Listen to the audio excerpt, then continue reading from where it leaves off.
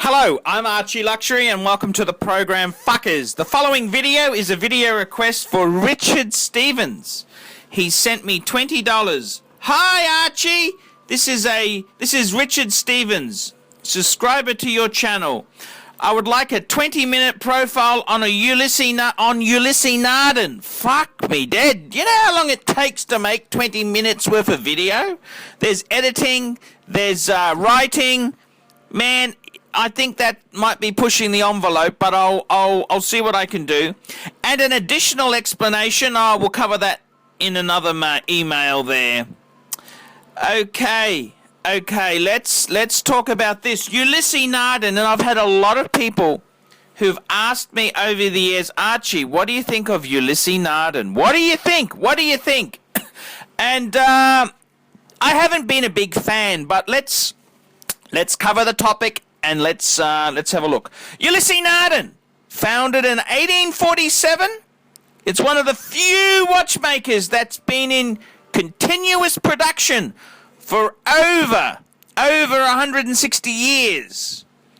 And to make it even more amazing, they've operated out of the same building in Le Locle, Switzerland, since 1865.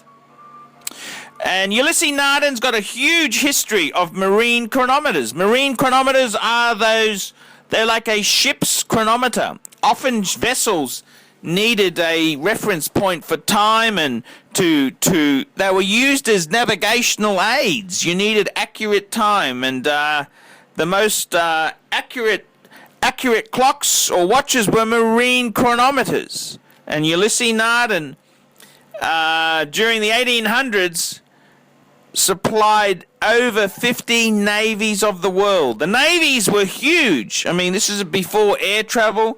This is how wars were won or lost. So huge history there. And it's a brand that how would I say this? It's a brand that has got a very illustrious past. It's a well-regarded name. But it's a brand Archie's never really liked. I've never really liked Ulysse Nardin. So let's go and take a look at the website and let's see what we think. And let's jump onto the Ulysse Nardin website and see what they have there. And let's take a peek at some of the Ulysse Nardin watches. And very nautical, But I got to tell you the honest truth, I'm not a huge fan of them. And you know, I've owned a Ulysse Nardin watch years ago.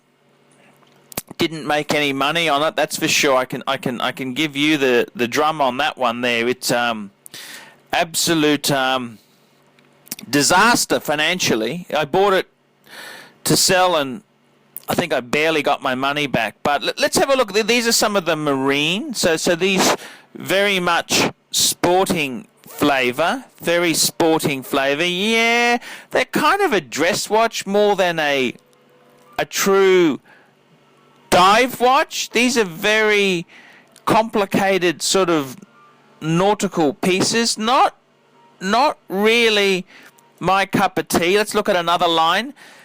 The functional line, oh geez, not a big fan of these. I'm sorry. The ladies ones, they're kind of sexy with the sapphire or the jade, but yeah, okay, let's keep looking there. The exceptional line, very complicated. Getting tourbillons, these are expensive pieces. Yeah, okay, not really classical. Let's have a look. Archie's got very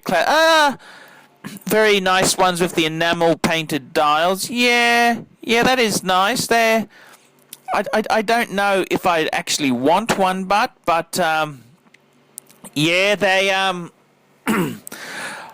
don't know what to say, fuckers. They're just not my cup of tea. I think these would be very popular in the Asian market. They love that sort of enamel dial sort of shit, but it's not really my cup of tea. And they got some boutique boutique ones here. Let's have a look here. Let's go down and have a look. Let's see what we can find here.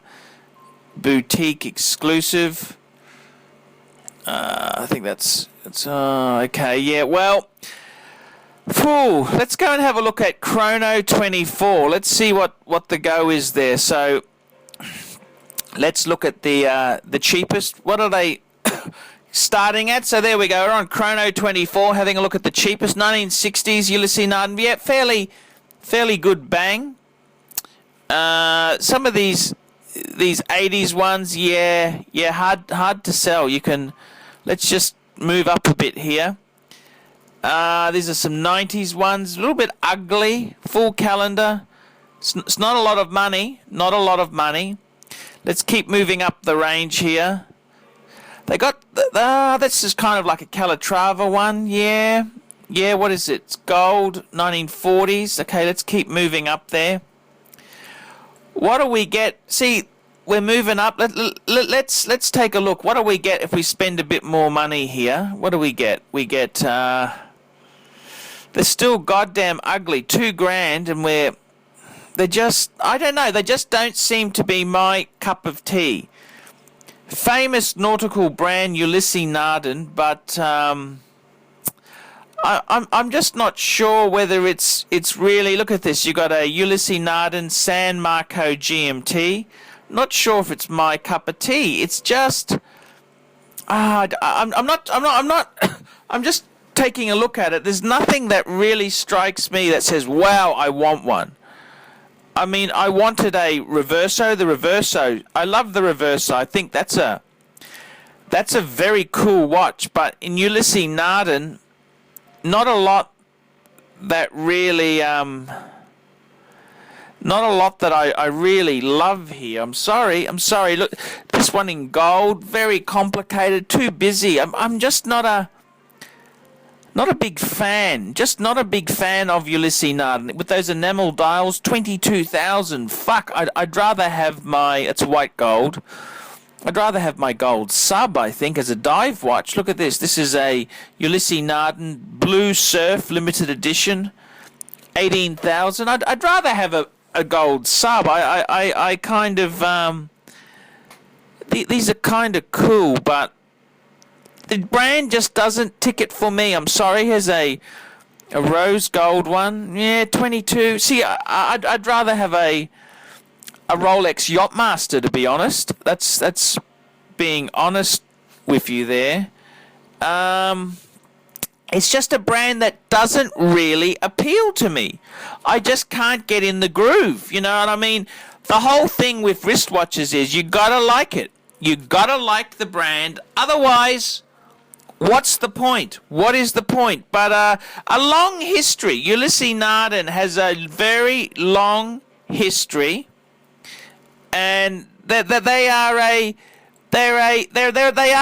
well-respected brand, very well-respected. And just having a look at the history of Ulysse Nardin here, founded.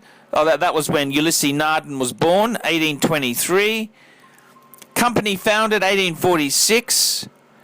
They got quite a few interesting things that they released there, but anything that is really a lot of marine chronometers, yeah, that's it's a cool thing. A lot of interesting sort of things there. I'm not sure. I'm not sure if there's anything I really, they just don't grab me. I don't know what it is. They just don't grab me. They just, I don't know. Some watches you look at and you think, yes, I want one. But other ones you look at and you think, oh, I don't know. Ulysse Nardin's never been a brand that's grabbed me. I've got a friend who loves them. He loves Ulysse Nardin. He's always said, but they've always been very similar, like Corum. Remember the Corum Admiral's Cup? It's sort of that rich boy genre. You know what I mean? Just fucking loaded fuckers buy these sort of things. But just doesn't appeal to me. So there you go, fuckers. I'm ArchieLuxury. Tell me what you think. Ulysse Nardin, what do you think? Give me the goss. What do you think? It's a well-respected Swiss brand, but it just doesn't float my boat. I'm ArchieLuxury. Tell me what you fuckers think of that.